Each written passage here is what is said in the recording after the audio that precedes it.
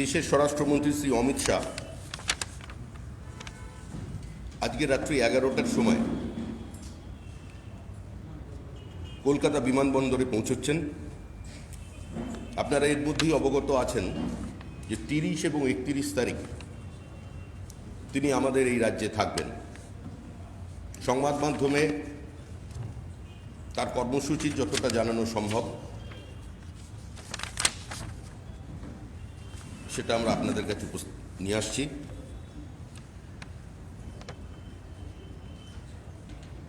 30শে জানুয়ারি সকাল 10টা 45 থেকে 12টা 15 পর্যন্ত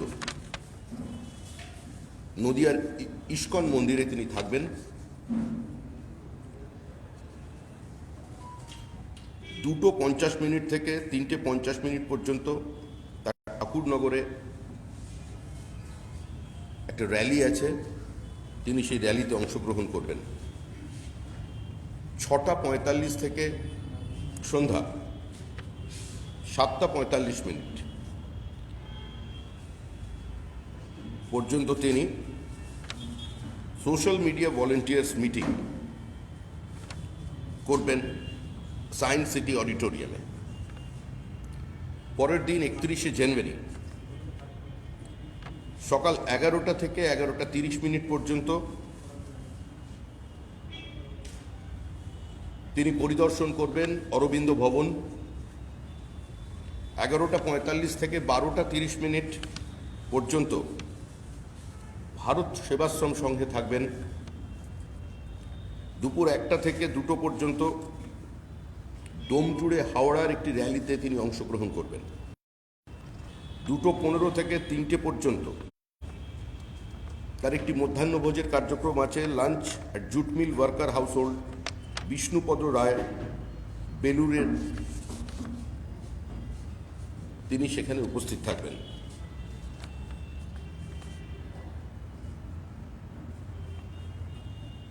3:30 থেকে 4:15 পর্যন্ত তিনি বেলুর মঠ দর্শন করবেন, বেলুর মঠে উপস্থিত থাকবেন। 7টা 30 থেকে 7টা 30 তিনি কলকাতা থেকে ফ্লাই করবেন। এটাই তার আপাতত সফরসূচি। সর্বশেষ আমাদের কাছে যে ইনফরমেশন এসেছে তার দফতর থেকে আপনাদের কাছে জানিয়ে দেওয়া হলো। একটি বিশেষ বিষয়ে আজকে আমরা আপনাদের দৃষ্টি আকর্ষণ করব যে শ্রীরাম ভারতের সংস্কৃতির সঙ্গে, বাংলার সংস্কৃতির সঙ্গে সম্পৃক্ত। যে রামচন্দ্রকে ভারতবর্ষ থেকে সম্পূর্ণ আলাদা করা যায় না, যে ধর্মমতেরই মানুষ হন না কেন, ভারতবর্ষে বসবাসকারী প্রত্যেকটি মানুষ মনে করে রামায়ণ তাদের ইতিহাস, মহাভারত তাদের ইতিহাস।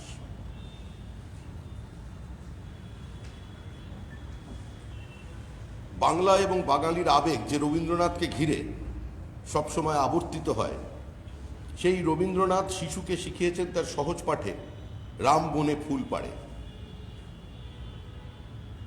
এভাবে রবীন্দ্রনাথ তাকে উপস্থাপিত করেছে।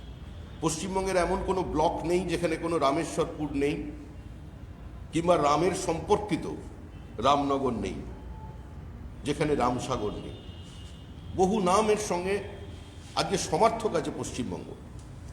আজকের সেই মর্যাদা পুরুষোত্তম ভারতবর্ষ থেকে যার নাম বাদ দিলে ভারতীয় সংস্কৃতিকে খণ্ডিত করা হয়, আজকে তার অবমাননা করে রাম নামের বিরুদ্ধে গতকাল দৃষ্টি আকর্ষণী প্রস্তাব এলো তৃণমূল কংগ্রেসের মাধ্যমে বিধানসভায়। আমরা তীব্র নিন্দা করছি। এ ধরনের সংস্কৃতি বিরোধী, ভারতীয় মূল্যবোধ বিরোধী, ভারতীয় ঐতিহ্য পরম্পরা বিরোধী, ভারতবর্ষের সাংস্কৃতিক ইতিহাস বিরোধী যে পদক্ষেপ তৃণমূল কংগ্রেস নিয়েছে, সম্পূর্ণভাবে ভারতবর্ষের আবেগকে, ভারতবর্ষের স্বাভিমানকে, অস্মিতাকে যারা রাজনীতির বেড়াজালের মধ্যে ঢুকিয়ে নিয়ে খণ্ডিত করেছেন, আমাদের দলের পক্ষ থেকে আমরা তার তীব্র নিন্দা এবং প্রতিবাদ করছি। আগামী দিনে মানুষের জবাব দেবে। শুধু এখানেই শেষ নয়, বিভিন্ন সভা সমিতিতে তৃণমূল কংগ্রেসের নেতা, কর্মী, সাংসদ, প্রাক্তন বিধায়করা যে ভাষায় রামায়ণকে আক্রমণ করছে, রামচন্দ্রকে আক্রমণ করছে, সীতার সম্পর্কে যে উক্তি করছেন, আমার মনে হয় সংস্কৃতি মনস্ক বাঙালি সংস্কৃতির শহর এই Kolkata, cultural capital of India, আজকে সেখানের মানুষ তার প্রতিক্রিয়া দেবেন।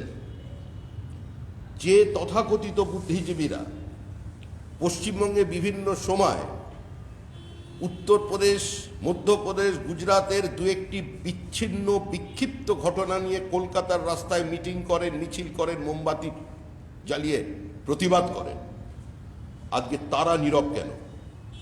যে কবি সাহিত্যিকরা রাজ্যের মুখ্যমন্ত্রীর মঞ্চে উঠে বিভিন্ন সময় বাংলার মানুষের কাছে তাদের ওই দেহাবয়বকে উপস্থিত করেন, আজকে তারা নীরব কেন? রাজনীতি রাজনীতির জায়গায় থাকবে, কিন্তু কোনো মানুষের ভাবাবেগ, কোনো ধর্মীয় ব্যক্তিত্ব বা ভারতবর্ষের ঐতিহাসিক ব্যক্তিত্ব যেটা শ্রদ্ধা স্থল, আজকে সেখানে এ ধরনের আক্রমণ চলবে কেন? তৃণমূল কংগ্রেস শুধু রামকে কলঙ্কিত করেছেন, রামায়ণকে কলঙ্কিত করেছে তাই নয়, তৃণমূল কংগ্রেস নেতাজির মঞ্চকে, জন্মদিনের মঞ্চকে ব্যবহার করে বিক্ষিপ্ত বিচ্ছিন্ন কয়েকটি জয় শ্রীরাম স্লোগানের বিরোধিতা করে যে পর্যায়ে আজকে নিয়ে এসছেন, এতে তারা নেতাজি সুভাষচন্দ্র বসুকে অপমান করছেন, সুভাষচন্দ্র বসুর স্মৃতির সঙ্গে প্রতারণা করছেন। এর বিরুদ্ধে আমার মনে হয় দলমত নির্বিশেষে সমস্ত মানুষের, এই সুশীল সমাজের এবং প্রত্যেকটি সচেতন নাগরিককে এর বিরুদ্ধে প্রতিবাদ করা উচিত। এটা বাংলার সংস্কৃতি নয়, এটা বাঙালির সংস্কৃতি নয়।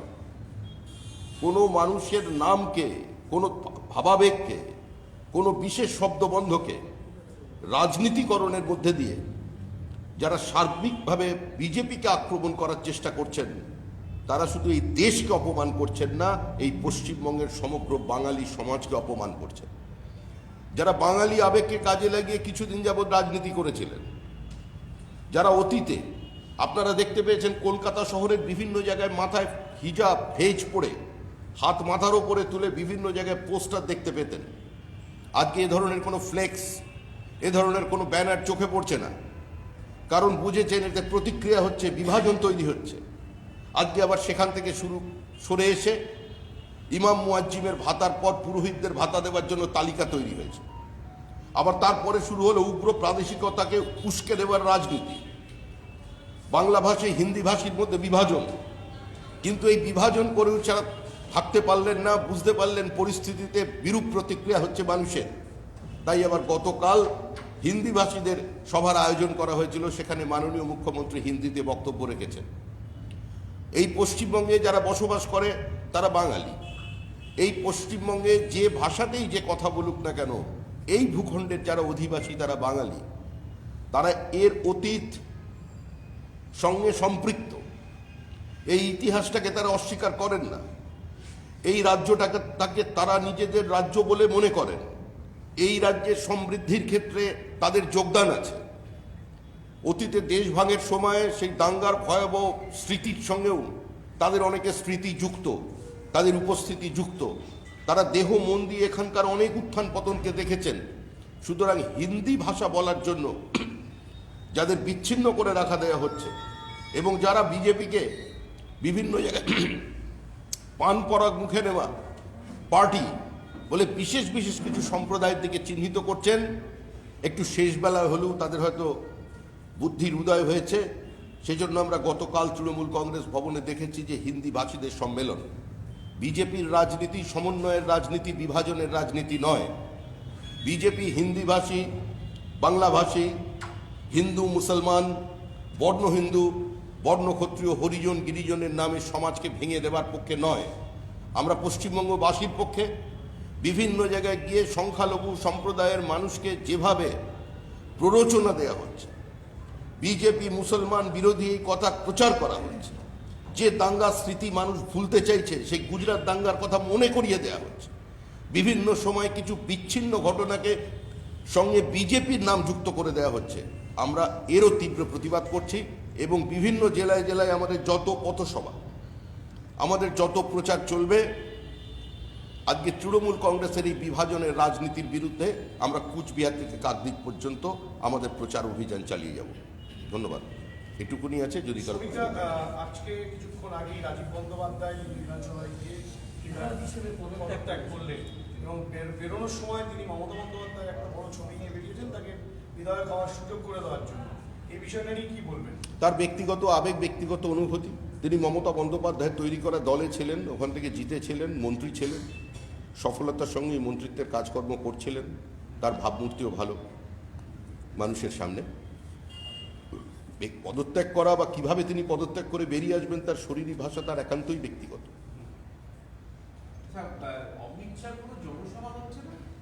হ্যাঁ, হচ্ছে তো, ওই র্যালি, জনসভা।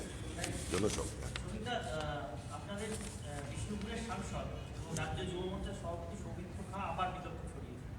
তিনি খণ্ড ঘোষের একটি সভা থেকে কয়েকজন অভিনেত্রীকে, বাঙালি অভিনেত্রীকে যৌনকর্মী বলে আক্রমণ করেছেন এবং বলেছেন তারা মমতা বন্দ্যোপাধ্যায়ের কাছ থেকে মাসিক 2 লক্ষ টাকা করে নেন এবং এইসব হিন্দু দেব দেবতাকে নিয়ে নানা রকম বিকৃত কাজ প্রচার করেন। কি বলবেন? এটা কোনো প্রতিবাদের ভাষা নয়। তিনি যাদের সম্পর্কে এই কথা বলেছেন, আমি দলের পক্ষ থেকে তাদের কাছে, তাদের পরিবারের কাছে এবং রাজ্যবাসীর কাছে ক্ষমা চাইছি। আবার বলছি, যাদের সম্পর্কে এই উক্তি করেছেন, এই ভাষা বিজেপির ভাষা নয়, পার্টি এটাকে এন্ডোর্স করে না। এই ভাষা দলে থেকে ব্যক্তিগত অভিমত বলেও বলা যায় না। যারা এই ধরনের ভাষায় আক্রমণ করছেন তাদের বিষয়ে দল চিন্তা করবে, সেটা দলের বিষয়।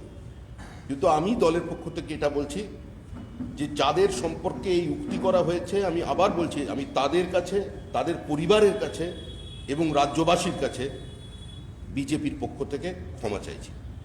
সৌমিত্র খান আরো একটা কথা বলেছেন, মানে আপনারা দাঁতভাইরাতি রাজনীতি নানা রকম নিন্দা করেন, কিন্তু সৌমিত্র খান স্কুটি দেওয়ার প্রতিশ্রুতি দিয়েছেন। ভাই, এখানে কার? আপনি সাংবাদিক?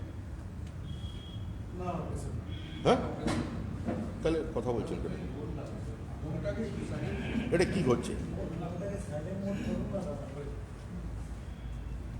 উনি স্কুটি দেওয়ার প্রতিশ্রুতি দিয়েছেন ভোটে জেতার জন্য। তো এটা কি ধরনের রাজনীতি?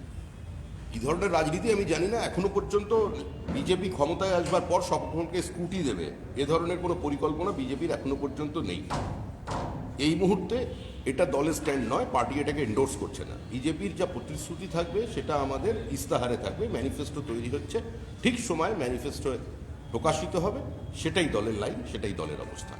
কিন্তু দলের লাইনের বাইরে গিয়ে একজন আক্রমণের ভাষা ইউজ করছেন, দলের লাইনের বাইরে গিয়ে একজন প্রতিশ্রুতি দিয়ে দিচ্ছেন ম্যানিফেস্টো তৈরি করার এবং দায়িত্বশীল পদে থেকে, তার বিরুদ্ধে কোনো পদক্ষেপ হবে না? আপনার এই প্রশ্নের উত্তর আমি দেব না। ব্রাত্য বসু আজকে বলেছেন যে হরিচাঁদ ঠাকুরকে হরিচন্দ্র বলা হচ্ছে। এই যে বিষয় বিজেপি নেতাদের, তার জন্য অমিত শাহ আসলে তাকে বিক্ষোভ দেখানো উচিত, উচিত কালো পতাকা দেখা। কি বলবেন? গণতান্ত্রিক দেশ, উনি মাস্টার মশাই, নিখুঁতভাবে উনি খুঁত ধরে যাচ্ছেন বিজেপির কোনো নেতা মন্ত্রী। তো উনি তো সারা জীবন অনেক ভুল শুনেছেন পাশে বসে থেকে। উনি একজন প্রতিভাবান নাট্যকার, বাংলার অধ্যাপক, প্রেসিডেন্সির কৃতি ছাত্র। আমি তারও একজন গুণমুগ্ধ, তার নাটক দেখি প্রতিদিন। তো উনি তার পাশে তো বসে তিনি অজস্র ভুল রেখেছেন। সেখানে তো কোনোদিন ধরতে দেখিনি বা প্রতিবাদও করতে দেখিনি, সংশোধনও করতে দেখিনি। সেটা ভয়ে না ভক্তিতে, এইটা উনি মানুষের সামনে বলুন। আচ্ছা, আরো একটা কথা বলছি, উনি যারা বিজেপিতে যাচ্ছেন তারা নেতা এবং যারা নিজেদের সুযোগ সুবিধার জন্য বিজেপিতে যাচ্ছেন, কিন্তু অনুগামীরা কেউ বিজেপিতে যাচ্ছে না, সেটা স্পষ্ট তো প্রাপ্ত। মানে ঝড় বা দেহ তৃণমূলেই আছে, যারা যাচ্ছেন তাদের ঘর তৃণমূলেই থাকছে। এটার তো সবচেয়ে বড় কারণ আপনারা কয়েকজন নেতা, কয়েকজন মন্ত্রী, কয়েকজন সাংসদের খবর রোজ প্রকাশ করছেন। আপনারা একটু গিয়ে গ্রামের দিকে যান, গ্রামের সাধারণ মানুষ বা বিজেপির এই যে জনসমাগম হচ্ছে, জনপ্লাবন চলছে, সেখানে গিয়ে বুমগুলো ধরুন একটু ঠিকঠাক জায়গায়, তাহলেই বুঝতে পারবেন যে ধসটা কোথায়। তৃণমূলের নেতা, তৃণমূল স্তর থেকে এক্সোডাস হচ্ছে। তৃণমূল নিজের কর্মসূচি পালন করবার জন্য কর্মী পাচ্ছে না, তারা ডিএ না পাওয়া শিক্ষকদের নিয়ে এসেছে, সরকারি কর্মচারীদের কাজে লাগাচ্ছে। কজন নেতা, কজন বিধায়ক এসছেন দেখুন, বিভিন্ন জনসভা, র্যালি, বিভিন্ন জেলায় দেখুন, জনসমাগম দেখুন। সবাই তো বিজেপির লোক নন বা বিজেপির 2-3 বছরের পুরনো কর্মী নন। আর আমরা কুমোরটুলি থেকে অর্ডার দিয়ে ওখানে নিয়ে আসিনি। মানুষ আসছেন, সর্বস্তরের মানুষ আসছেন, তৃণমূল স্তর থেকে মানুষ আসছেন, বামপন্থী দল থেকে মানুষ আসছেন, এ রাজ্যে কংগ্রেসের যারা অবশিষ্ট ছিল তারাও আসছেন। তারা জানেন এই লড়াই তৃণমূলের সঙ্গে বিজেপির লড়াই, বাদবাকি সবাই এখানে দর্শক। প্রাপ্ত বসু চ্যালেঞ্জ দিচ্ছেন যে থিয়েটারের কোনো ব্যক্তিত্বকে বিজেপি নাকি তাদের দলে নিতে পারবে না, থিয়েটারের কোনো ব্যক্তিত্ব বাংলায় বিজেপিতে যোগ দেবে না। বিজেপির লোকেরা তো থিয়েটারে যোগ দিতে পারে। হঠাৎ একদিন দেখতে পাবেন ওনার দলেরই ব্রাত্যজনই দেখবেন বিজেপি ভরে গেছে, একটু খোঁজ নিয়ে ওটাকে দেখতে বলুন, ওই ভোটগুলোকে কাটতে বলুন। সময় হলে উনি সবই দেখতে পাবেন। তবে এটুকুনি বলছি, ওনার নিজে হাতে তৈরি করা যে দল, সেই দলের মধ্যেই দেখুন যা বিভিন্ন জায়গায় তৈরি হয়েছে, বিভিন্ন জেলায় জেলায়, সেটাই একবার দেখুন। উনি তাদের উপস্থিতি বিজেপির মিটিংয়ে বন্ধ করুন আর তাদের ভোটগুলোকে আটকে দিন। এটা যদি করতে পারেন জানবেন উনি তৃণমূলের হয়ে বিরাট কাজ করছেন। বৈশালী ডালমিয়া, প্রবীর ঘোষাল, রবীন চক্রবর্তী এরা প্রত্যেকেই অমিত শাহের সভায় উপস্থিত থাকবেন, তাদের জানা যাচ্ছে। তিনি কি বলবেন? আমার তো জানা নেই, বিজেপি অফিসিয়ালি কোনো জায়গায় বলেছেন যে তারা 3 জন থাকবেন। তাদের ঘনিষ্ঠ মহল বলছে যে তারা অমিত শাহের সভায় উপস্থিত থাকবেন। আমার ঘনিষ্ঠ মহল আমাকে বলেছে যে মানুষ নীতি ভুলে বিজেপিতে আসবেন বাংলা পুনর্গঠনের লক্ষ্যে, বাংলায় শিল্পায়ন ফেরাতে, সোনার বাংলা গড়তে, তাদের স্বাগত। আরেকটা, টাওয়ার গ্রুপের বিরুদ্ধে চিটফান্ড মামলায় সিবিআই পিসি সরকার, জাদুকর পিসি সরকারের বাড়িতে আজকে তল্লাশি চালায়। একসময় তিনি বিজেপির হয়ে দাঁড়িয়েছিলেন। দেখুন, এই নিয়ে আমাদের কোথায় কে তল্লাশি চালাচ্ছে এই নিয়ে দলের পক্ষ থেকে কিচ্ছু বলবার নেই। সিবিআই, ইডি এগুলো কোনোটাই আজকের দিনের কেস্ট প্যারেড নয়। আমাদের দলে আসা 1-2 জনের কেউ সিবিআই চিঠি পাঠিয়েছে, ফলে বিজেপি কোনো অবস্থাতেই এই নির্বাচনে এগুলোকে হাতিয়ার করছে না। দুর্ভাগ্য এটাই যে যখনই এই তদন্তের গতি বৃদ্ধি পায় তখনই বলা হয় পলিটিক্যাল ভেন্ডেটা, রাজনৈতিক প্রতিহিংসা, বা নির্বাচনে এগুলোকে হাতিয়ার হিসেবে ব্যবহার করা, প্রতিনিয়ত তৃণমূল বলছে। আবার যখনই এ ধরনের খবর খুব একটা আপনারা দেখাতে পারেন বা ছাপতে পারেন না, খবর আসে না, তখনই বলা হয় দিদি মোদি গট আপ। এটা শুনে শুনে বাংলা এবং বাঙালি ক্লান্ত, আমরাও ক্লান্ত। মানুষ চায় প্রকৃত সত্য উদ্ঘাটিত হোক, এবং টাকাটা কাদের পকেটে গেছে তার থেকে বড় কথা হলো যে টাকাটা কার পকেট থেকে গেছে। তারা যাতে টাকাটা ফেরত পায়, কে কতদিন ধরা পড়লেন আর কে কতদিন জেলে থাকলেন, এর থেকে বড় প্রশ্ন হচ্ছে জেলে থেকে আমানতকারীর কি লাভ হয়েছে। আমানতকারীরা যদি তাদের অ্যাসেটটা বিক্রি করে টাকাটা তার ব্যবস্থা করে, সেটা 2 সরকারেরই তাই নিয়ে দৃষ্টি দেওয়া উচিত। এটা দলের বক্তব্য। सर हिंदी में थोड़ा सा जो भी बोल रहे हैं हिंदी में अगर आप बोलेंगे तो ठीक है, हिंदी या इंग्लिश। ठीक है। आपका क्वेश्चन क्या है, बोलिए ना, हिंदी में बोल देता हूँ। क्वेश्चन यही है कि आज तो प्राप्त वर्षों ने पूरा चैलेंज किया है कि बंगाल के कोई बड़ा थिएटर की हस्ती जो है वो भाजपा में कभी शामिल होंगे नहीं, क्या कहेंगे सर? प्राप्त बसु और उसको ये बोलने के लिए बोल दीजिए ना, ये तृणमूल में कितना शामिल होंगे। थिएटर के बड़ा हस्ती बोलकर जिन लोगों का नाम आता है ऊपर में, हम किसी का नाम नहीं लेना चाहते हो, उसमें तृणमूल कहाँ है, शासक दल के पास कहाँ है, नहीं। प्राप्त बसु का जो ग्रुप है, उस ग्रुप से ज़्यादा लोग बीजेपी को वोट करेंगे। उनको ये देखने के लिए बोलिए कि जितना सारे प्राप्तजन हैं पूरे पश्चिम बंगाल में उन्होंने खोल के रखे हैं, तो उसमें तो ज़्यादा से ज़्यादा लोग अभी बीजेपी का मीटिंग मिছিল में आ रहा है और वो लोग बीजेपी को वोट करेंगे। उसी वोट, इससे ज़्यादा आगे कुछ नहीं करना पड़ेगा, उसको इसी वोट बीजेपी से तृणमूल में ट्रांसफर करा के वो दिखला दी। क्या राजीव तब- बनर्जी सर भाजपा में शामिल हो रहे हैं? लोग तो ऐसे ही बोल रहे हैं, हमको जानकारी नहीं है। वो